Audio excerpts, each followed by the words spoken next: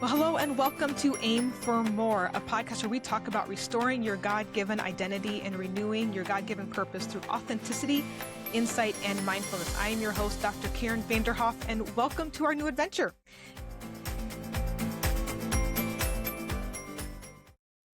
Today, I get to introduce you to my colleague and dear friend, Lucas Ingle. Lucas, thank you for joining the podcast and for joining our clinic. Yeah. So, Thank you. why don't you share a little bit about yourself, including kind of your credentials and how you ended up becoming a therapist? Sure. I'm a licensed mental health counselor, graduated from Drake University, started with Heartland Christian Counseling in 2025.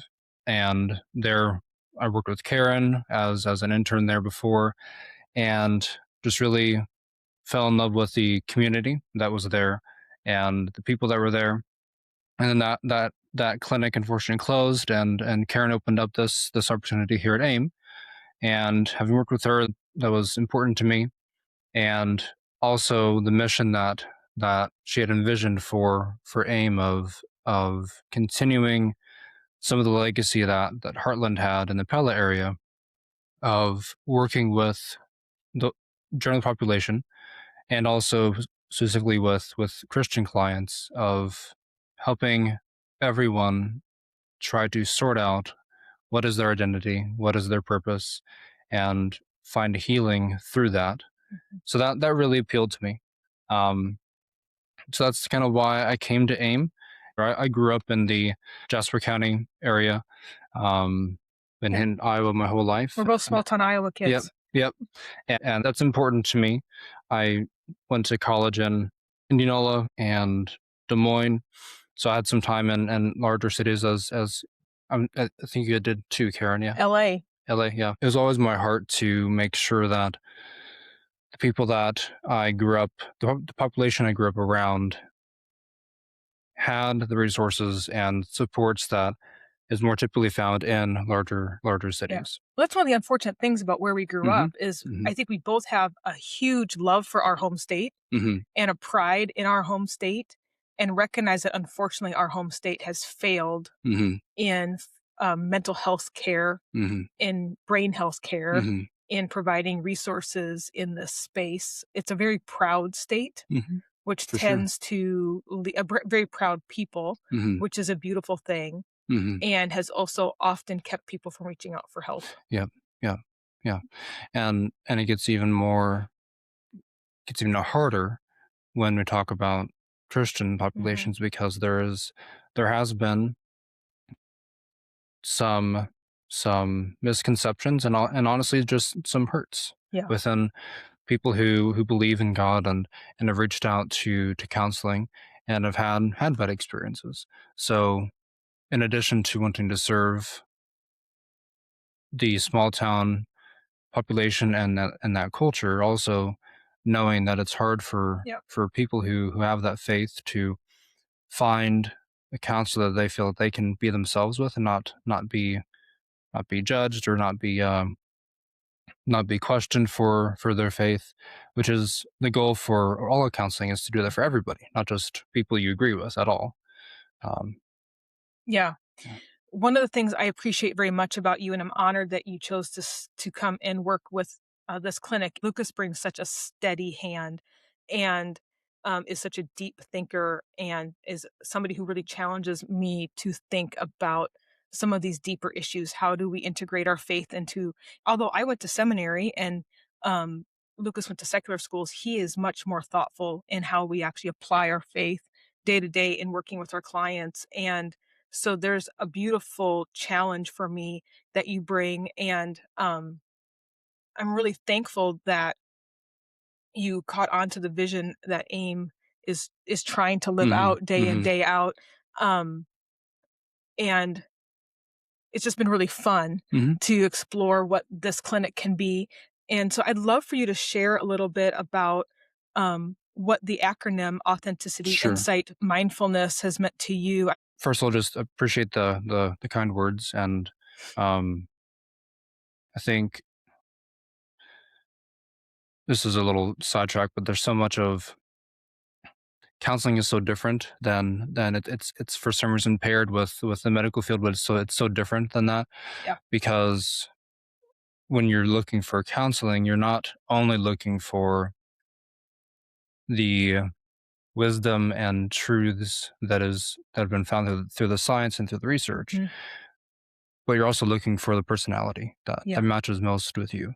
Yeah. So, Well, we try to look yep, holistically yep, here. hmm, Despite not having medical training, sure, I think both of us have worked really hard at trying to get as up to speed as we can without having a medical degree right, yep, on what does it look like to consider the biology, exactly, yeah, because we understand that if you get out of balance either direction, if you consider every problem that comes into our clinic as biology hmm, only, that is missing a very large hmm, piece. hmm, If you look at it as only emotional, that's missing a large hmm, piece. If you look at it as only spiritual and everything's a sin hmm, issue, I hmm, just saw Paul David Tripp do a hmm, teaching on this, that the church calling everything a sin problem is unbalanced, hmm, hmm, that the medical community calling everything a biology problem yep, is an overstatement, that we've hmm, got to remember we're whole beings right, right, and that we've got to address the spiritual, the emotional, hmm, and the physical. So some people come in with chronic depression, looks very biological, and we've got to approach that differently sure,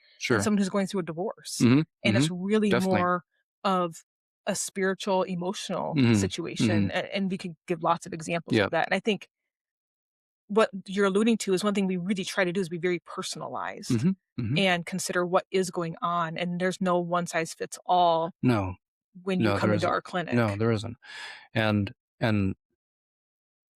part of the struggle with that is we want to, when we identify whether it's a spiritual, emotional, or biological Combination of all. cause or Mhm. combination, well, well, we can say that these things come from a sin issue or exposure to sin, and I think there's a lot of truth to that. But where the where that often leads is that the solution then is within spiritual practices, prayer, um, talking with spiritual leaders that are in the community, which are important, but also neglecting the other things that God has gifted us with, as in as much as our supports, the things in our society that are blessings, such as the medical field Mhm. or the counseling field or other practices. So just because something is spiritual cause or biological cause doesn't mean that the solution is only found within Yeah. within those circles. Um, yeah, so that was a little bit of a caveat. Um, It's an important but one though, yeah, because I'm sure you have it in your office too, where so often, and we could probably spend the whole podcast on this. I just want to see my clients get a few wins. hmm, And so often, the things that I think could help them feel a little bit of a win, if you will, are just really small micro habits, just little changes. hmm, Hey, hmm, can we, as I sit here drinking my soda, can we increase our water intake because your body sure, feels so much better that way? hmm, Can you take a 20 to 30-minute walk every day? hmm, Can you go to bed at 10 o'clock instead of midnight? hmm, These little micro habits that hmm, I think have a huge impact.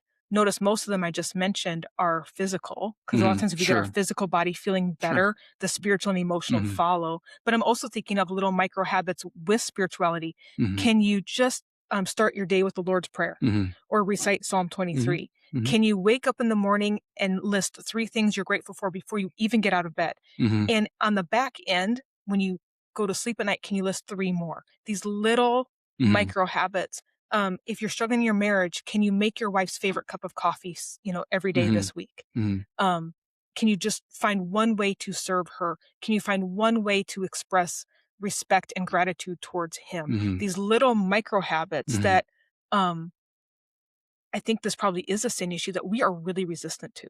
sure, In my own life, hmm, find hmm, myself really resistant to the teeny tiny changes hmm, that I actually have control over. hmm, hmm, And they're so simple, but somehow they're not easy to do. right, yeah, yeah, And so sometimes we need accountability hmm, to hmm, help us do them. very true, very true, yeah. And with what you said of giving clients a win or feel like they have a small win is in some ways why I grasped on to kind of what the acronym AIM Mhm. means.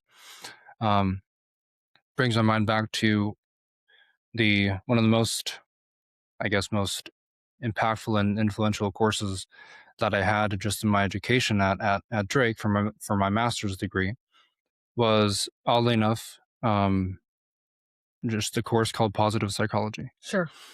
And I didn't expect that when I took the course. I'm like, oh, it was an elective, so it wasn't required. It looked interesting, looked more interesting than the other alternatives. Um, but it turned out to be really, really impactful and important because people come in and they feel so stuck and bogged down with their struggles and the things that aren't going right. And they feel hurt, they feel disappointed, they feel scared, all these different emotions that we don't like as human Right. beings, rightfully so. And part of our job is to ask about those things, Yeah. to really dive in and ask about what is hard for you, talk about the things that aren't fun, but all the while we can be neglecting Yeah. just the person is more than their struggle. The person is more than their pain, and they've had pain, they've been exposed to pain, but there's something beneath. There's a soul beneath Yeah. that is really important, and what what my focus became very quickly, and I'm thankful for this. And I think in part it was me being open to God helping grow me. Is I understood and became passionate about helping people figure out who they are. Mhm. Because so much of what I hear as I help clients walk through their emotions and help them understand what their emotions mean, so much of it is rooted in what I call self beliefs, Yeah. or beliefs about ourselves or our identity. And along the way, and I think this is true for all of us, whether we have a formal diagnosis or not, we have a damaged Mhm. identity. We Yes. have thoughts of we have thoughts that I'm not good enough, that I'm bad, that I'm not lovable, I'm not Right. valuable, I'm not safe, I'm not in control of myself, I don't have an agency. And they form really early. They do. As kids, what man, I wish I could cite this person because I use it all the time, that kids are wonderful observers, Hmm. but horrible Right, interpreters. right. That is where counseling, and especially the type of counseling you do, you lean a little bit more towards Hmm. addressing some of the things I've just brought up, Hmm. this Hmm. emotion focus Hmm. and really diving into the person's narrative Yeah, and yeah. where Right. these beliefs that are not accurate, Hmm. Hmm. so to our acronym, that are not authentic, Right, that are not right. based in truth. Hmm. And if we can get, I hate this phrase, but our truth, our perception Hmm. Hmm. closer to Right. the truth, Hmm. we have a much greater chance at Hmm. health Hmm. overall. Hmm. Would Yeah, you say that's yeah. I agree with that, and the the thing with development and focusing on childhood is, so there's there's misconceptions of when that happens within counseling. We're following along the lines of Freud and all that stuff, but that's there is truth to that.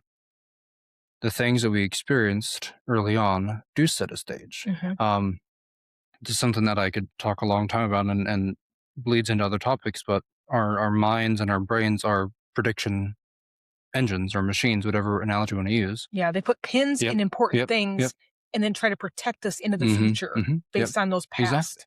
and those important things are related to our physical needs and our emotional needs. So our physical needs, so we need food, we need water, um, we need safety, so that often Yep. comes in shelter and temperature control, so making sure I'm not too hot or not too cold. But also we have these emotional needs where there's emotional safety, Yeah. and that can be broken down even further into, am I loved? Do I belong? And do I have autonomy or agency or control over myself as a person? We can see that very early on Mhm. with babies. Is babies like to be held and cuddled, but at a certain point, a baby will say, will express with their body, "I've had enough," and start push away Yeah. and exercise. And if you try to keep them contained, they're gonna scream and cry and all Yeah. these things. So And they're not all the same. no, Some love swaddled, exactly, some don't. exactly. Yeah. And what's hard about identifying that these beliefs come from these experiences in childhood is, first of all, we need to recognize that the goal isn't to either Mm-mm. blame parents or blame self. Okay. So It's just to we identify, it right. just is what Yep. it is. Yep. We can identify this is what happened with parents. And the reality is, and this is hard for me to say as a parent sometimes, is that they're not perfect. No. There is no perfect parent, but there is what's called good enough Yep. parents. Um, You know, my father once told me, mhm. I What? was railing on him as a young 20-something-year-old who knew it all Hmm. about how he wasn't there for me now. For context, I have the sweetest, kindest, best dad in the world, and so this was completely arrogant and idiotic of me. And he looked at me, just calm as could be, and said, "You know what? You're probably right. Hmm. Flawed parents sure do raise flawed kids." I was like, "Oh, Hmm. well, that didn't go exactly as I planned." Yeah. Yeah. In other words, if you had a perfect kid, you'd probably be a perfect parent. Right. So it Right. goes both Yeah. ways. Yeah. We're wounded people interacting with Hmm. other Hmm. wounded Hmm. people. Hmm. And so you're right, you've got good enough parents doing their best, Hmm. getting it wrong. You've Hmm. got kids who are imperfect that even when parents get it right, are interpreting it Hmm. inaccurately. So it's this weird, Hmm. um, yeah, sin gives us this lens Hmm.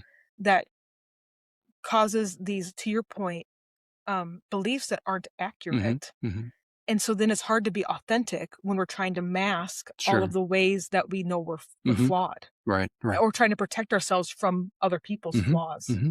And it's not only parents either. Right. So this gets more important when we talk about when we get into school age with just our history and our development is there are implicit narratives around when you're with your peers and you're in a Yeah. school system that prioritizes Mhm. academic success. So it makes it easy Or to sports or or sports. music, Yep, yep. whatever it might be. So parents could be doing a fantastic job of supporting you no matter if you get whatever letter in the alphabet and grade you get.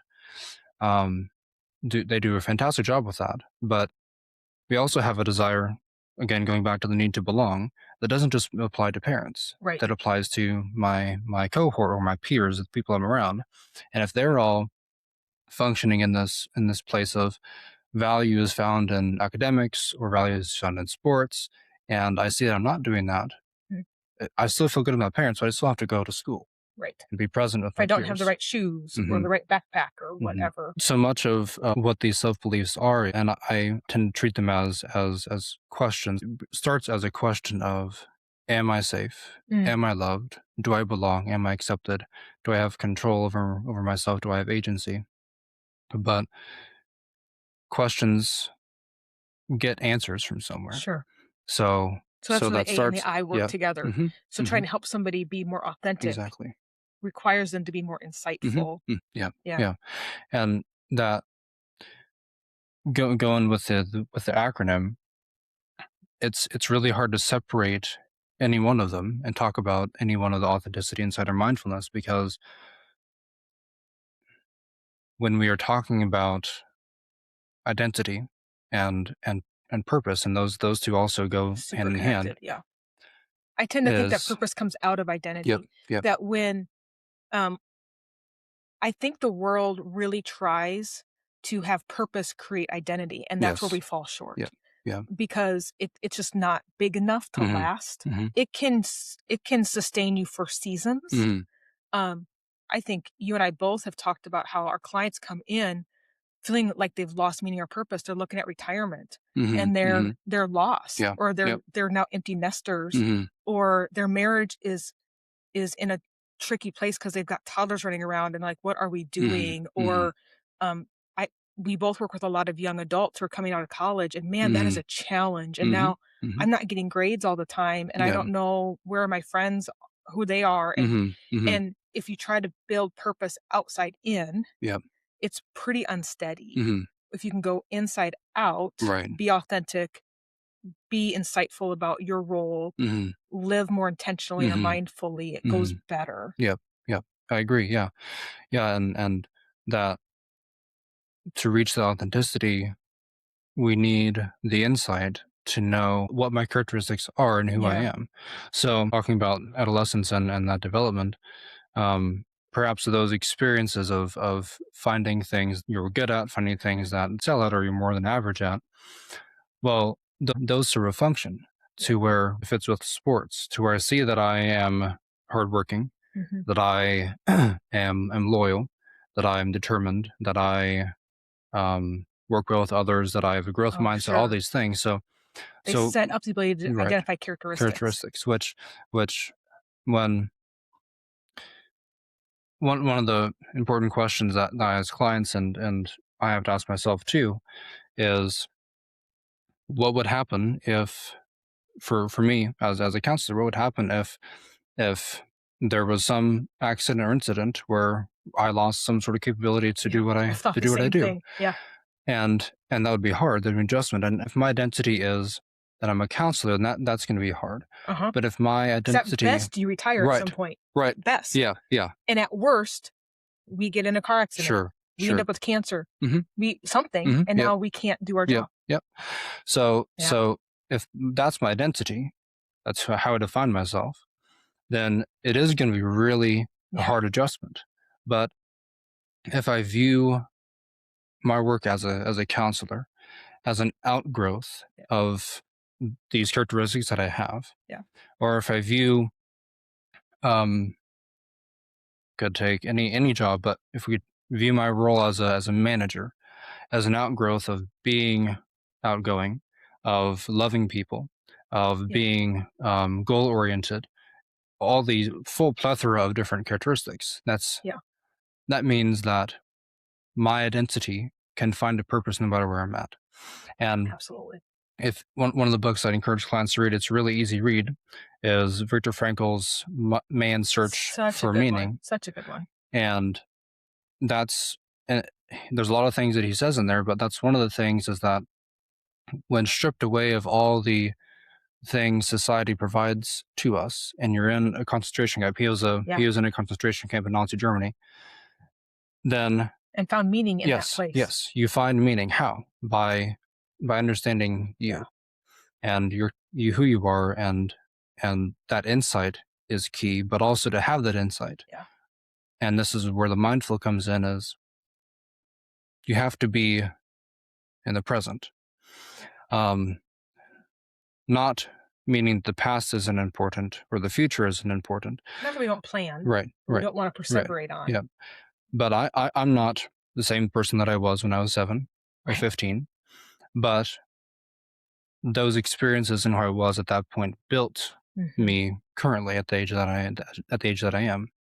So that insight, and also being mindful that okay, here and now is different. I'm still the same person, but my experiences have been different on the hand and have led me to this point. So being mindful, you could call it being mindful, you could call it being present. One term I like a lot is being in the spirit. In order to reach a place of identity, you have to have that insight that is grounded in being in the present, Mhm. which leads us to understanding, or can open us to understanding who we are authentically. That's a hard thing to also understand, is what does that mean? Um, what does it mean who I am authentically? I want to be clear with those who are listening. I view things that I believe and say and all this stuff is that I'm in a growth process. Yeah. So my understanding now is in part who I am authentically is a mixture of how my biology and genetics play into my temperament, and what I saw very early on with my parents and my family, and all my experiences leading up to now is part Mhm. of who I am authentically, those characteristics that are built, It's a journey. but also my soul, Yes. which is something that we can't understand, we can't test, but we can sense, I think, that it's there. Yeah. If we and it's in our language that it's there. There's something that God created within us that is unique. In my mind, understanding the emotional needs that are present very early on with infants and toddlers, that you can see those needs of safety, love, They never go belonging, away. right? But Yeah. that relates to who we are Yeah. authentically. How important those things are to me, and where I look for those things, and how I in some ways, our characteristics are ways of us achieving that. Yeah. So me, if I'm a goal-oriented person, whether that is a biological thing or a learned thing, that's a characteristic that I have. Well, that is also one way for me to engage in experiencing belonging and being Yeah. accepted or being loved or feeling agency. You can do that with any characteristic. If we understand authentically who we are and honestly who we are and are willing to grapple with how we've been hurt and how we have Yeah. hurt others or hurt ourselves, while that's hard, that allows us to recognize this is who I am. Absolutely. Hmm. As scary as ownership is, because we actually have to acknowledge ways that we have influenced others and our own story, Hmm. it's the only thing that actually leads us to Hmm. have some, to use your word, agency over what Hmm. happens in the Hmm. future. And I do think one of the unique things we offer here at AIM Life Solutions, and one of the things that you and I really align on, is that we're not just talking self actualization. Right. We're not just No. talking, for those of you who understand Maslow and a lot of self-help books, Hmm. it's huge industry, and what self-help, where they fall so far short, is it's just this pick yourself up by your Right. bootstraps. And although we really do want clients to take ownership, and we really do want clients who come here for some help in their journey to recognize that they have the ability to make the changes necessary to have a new Hmm. and improved and healthy Hmm. outlook in life, we recognize that it really is in partnership with the Holy Spirit. Exactly. Yeah. Even for our clients who don't have faith, they're welcomed here. Hmm. We still believe that Absolutely. God is the one who created them beautifully in his image. And because we're created in God's image, when I look inward, what I'm actually looking at is how God created me. Hmm. And Hmm. so I become more authentic when God gives me more insight into who I am authentically. By his mystery and by his grace, I actually get a glimpse of who he is. Hmm. And so Hmm. then when I understand him better, I understand myself more. When I understand myself more, I understand him more, Yeah. because I'm in his Exactly. image. Yeah. And there's this beautiful thing that happens where it's not just picking myself up by my bootstraps. It's not just self Mm-mm. actualizing. If I understand, oh man, I'm actually created in God's image on purpose for a purpose. Mhm. And that purpose isn't just a job. Mhm. And Right, so right. you and I are very aligned in that too, that we Mhm. love the work we do. Mhm. We Mhm. chose it very intentionally. But I have a bit of a pet peeve when people say things like, oh, it must be so great to help people. Yeah, I hope we help people. Sure. People are helping themselves Exactly. when they come. Exactly. And um, no matter what your career is, your task is to help the world Exactly. through Yeah. your Yeah. character. There's a lot of ways Exactly. to bring help Mhm. into the world. Mhm. There's a lot of ways to bring meaning and purpose into Mhm. the world, and it comes out of who we actually Mhm. are, Mhm. not what we do Yep. Yep. necessarily. Yep. There's so much truth in what you said. There's meaning to the term self-actualized. Well, there's value to what it means to essentially become who you are. Um, but it carries some sort of meaning of individualistic. Yeah, it can't sustain. We Yeah. run out of steam. But so if that was the answer, then we wouldn't need counselors. We Right. would just need self-help books. And we wouldn't need God, and Right. we do. Right. But the reality is that people who have gone through journeys, I mean, self-help books are helpful. There's information in there that's good, but it's relationship. Mhm. And and that is what's healing and important and Yeah, we're not meant to do this alone. That's right. the other thing we offer Exactly. here is, I think we've both talked too about, so many of our clients come in so isolated. Mhm. And Mhm. so we hope that their support system can start here, Right. Yeah. and that they can start to experience a healing relationship, because we're so often hurt in relationship. Mhm. Mhm. So we have to be healed in Mhm. relationship. Exactly. And that God models that in scripture Mhm. over and over Mhm. again. He models it even in his Trinity, which we probably Mhm. don't have time to get into that No. theological, but it can't end here. Mhm. So you and I are both really pretty passionate about encouraging people to get into community outside of our Yeah. office. It starts here. Let's learn Mhm. healthy Mhm. social skills here Mhm. and communication patterns here. But we need to get into our neighborhoods, Yeah. into our church communities, Mhm. into I mean, we brainstorm lots of we those are our favorites. Sure. We like Sure. Yeah. healthy neighborhoods and healthy Mhm. Yep. churches, Yep. but if it needs to be a workplace or a Yep. gym Yep. or a whatever it Yeah. might be, It's people. we gotta Yeah. find Yeah. people. And that can be scary when there has been so many Yeah. hurts within relationship, because again, like I mentioned before, we are our minds and our brains are prediction machines and organized to keep us safe and then help predict how to keep us safe. So it can be hard to do that when everything inside of us is screaming that this is unsafe. Not to say that someone disrespecting you or someone blowing you off or someone saying mean things to you shouldn't hurt. Those things do hurt, and Yes. I'm under no illusion that I mean it hurts. It Nobody hurts likes to be me. rejected. No, Nobody likes to no, be hurt in a right, relationship. and that is a natural response to those things, I would say. But where the difference is, does that impact the edifice, the building of my identity? Yeah. So this is where a lot of identity work that I think you and I both do comes into play is understanding who you are, and I use the word unconditionally, so that if someone comes to me and I have an experience with them and they treat me in a really rude way and makes me question what they think of me, right? Yeah. First of all, that's just a question. But what am I answering that with?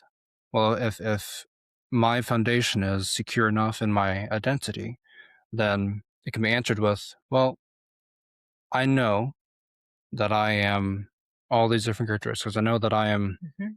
I love people, that I am insightful, that I am a hard worker, and all these different things. So that what they do and say, it's going to hurt, but it doesn't have to damage and shake the entire building of Right. my identity, and it can't take away the truth Yes. of that God made me in His image and all those truths that we find in Scripture of what God says about who we are to Him.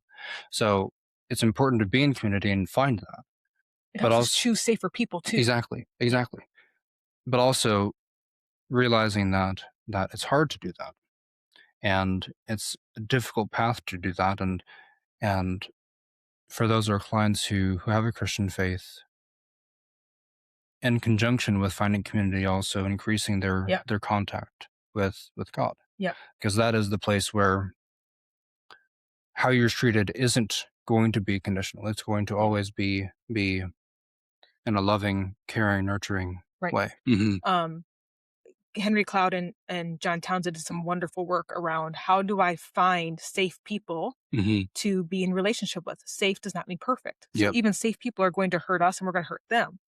The thing with being authentic in community with others Hmm. is then one of our biggest values around here is that when we're in safe community, we speak the truth and love to one another and we Hmm. speak the truth and love to ourselves. Hmm. So truth without love is just mean. I admittedly tend to lean that way. Love without truth, though, is just patronizing. True. And so we've got to do what Ephesians 4 says, what Paul encourages the Ephesians to do, what Jesus models perfectly. Hmm. Um, in speaking the truth to one another in a kind and loving Right. manner Right. so that we can own our part of relationships that go sideways Hmm. and also give space Hmm. for people to make mistakes Hmm. and actually speak to them. Hey, you hurt me. Yeah. Hey, I hurt you. I'm sorry. Hmm. And have that exchange Hmm. of, okay, trust was broken, but now because we've owned it, Hmm. we can actually build towards something even better. Yep. Yep. And all that goes to, in some ways, back to the name that you chose for this place of aim is, and love is joined to this so beautifully, is love is about a goal. Mhm. So It's not tolerance. no, It's no, not ooey gooey no. like the world tends to Hmm. believe it Hmm. is. That's there's a level of that within romantic love, but even then that has to grow from Mhm. that to a a a love that has a goal and a vision for what you want for that person. That's And right. that's part of why there becomes tension after what's called the honeymoon phase within marriage. And often Have you talked to why Dave lately? I have Dave not. Dave tell you to to No, mention the no, no, honeymoon phase ending? no, no, no, no. Um, but and then you can see that very if we reflect what it's like to be parents, and this is front and center for me Mhm. because I have toddlers, so pretty early in the process. But my love for my children, it has a goal. Mhm. So I'm functioning out of love when I sit and play with them and read with them and do whatever they want to do, and have them be happy. But I'm also functioning out of love when I tell them it's time to go to bed. Yep. When I tell them, no, you can't have another piece of cake. Yes. Or when I tell them, um, stop on the sidewalk and look both ways before we cross Yes. the street, even if they're upset.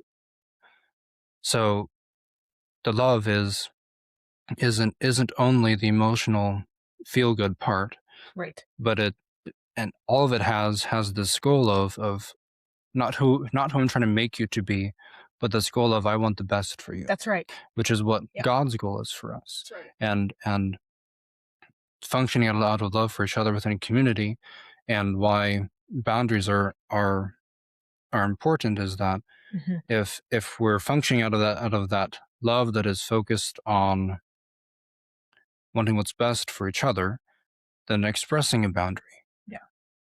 doesn't have to be dangerous. That's right. Doesn't have to threaten the relationship That's right. like we fear it will. Yep.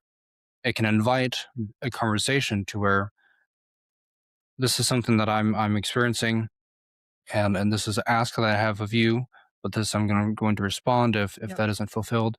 And that opens up them to perhaps have the vulnerability and honesty to say, okay, this is why I've been doing that. And this is kind of my other side of that boundary.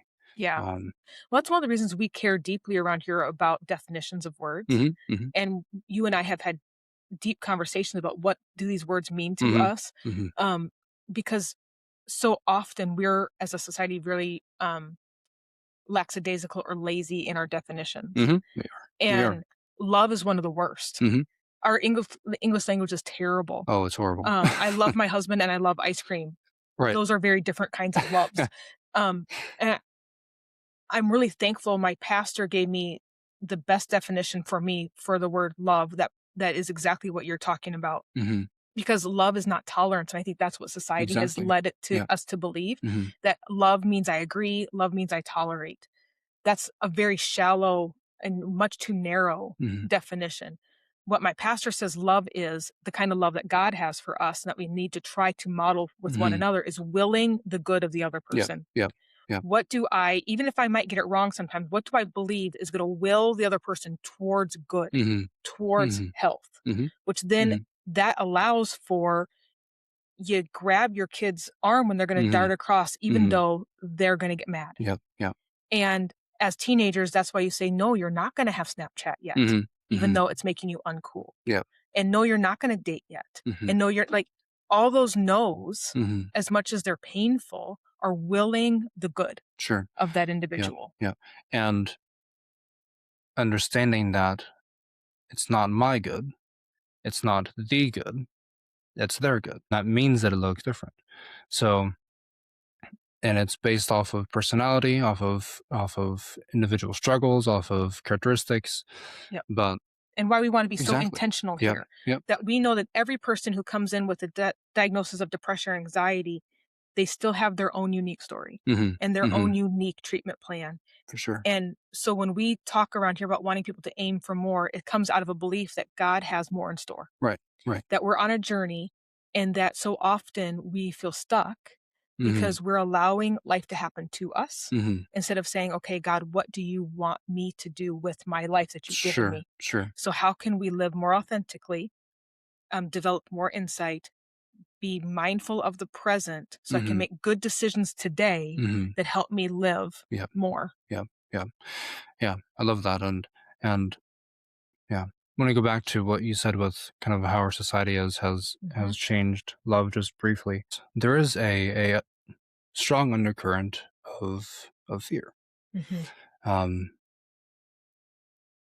if I don't tolerate, if I disagree, if I say no, then there's a fear that's going to threaten Yeah, the something. relationship. It's going to threaten relationship. It's going to threaten something within myself of my own safety, of my own belonging or whatnot. And in some ways, I think that's one of the meanings that the Apostle John has in mind with the Spirit, as he says that perfect love casts out fear. Yeah. Is that love is about willing the good of the other person, and it's not about, it can't sit in the fear of what Yeah. it's going to The do. opposite of love isn't hate. It's Hmm. actually fear. Hmm. Hmm. Yeah. Yeah, yeah, and that fear is what breeds the hate. Yeah. And yeah, so I really appreciate what you said with that, and it does tie so well into how we strive to approach our clients through helping them to not actualize some identity and goal that we have for them at all, Right. but understanding who they are and walking through that journey and recognizing that Yeah. that's not easy. Mhm. So For sure. awesome. Lucas, this has been fun. Yeah, it was fun. And Thank you. we'll get to hear much more from you Yeah. in future Yeah, episodes. look forward to it. Thanks. So hopefully you join in again as we all try to aim for more.